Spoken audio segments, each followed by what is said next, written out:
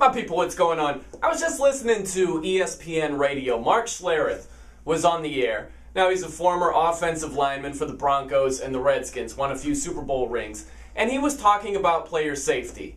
On one hand, he was criticizing Roger Goodell and the league for talking about going to 18 games and for having the replacement officials. Then on the other hand, he was talking about when he played in the league, if there was an opponent that had a lower body injury, he would target that area. If he had a quad injury, he would cut the guy and work on that area.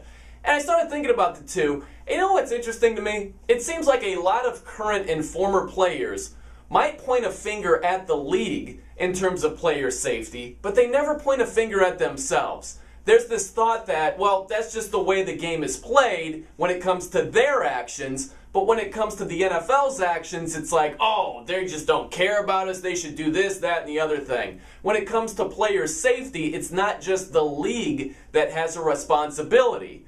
It's also on the players. And it's just funny to me that you'll hear a guy like Mark Schlereth get on his soapbox, talk about Goodell, adding these games, these replacement officials. There are valid points to be made and valid criticisms. I'm not trying to say those aren't valid points.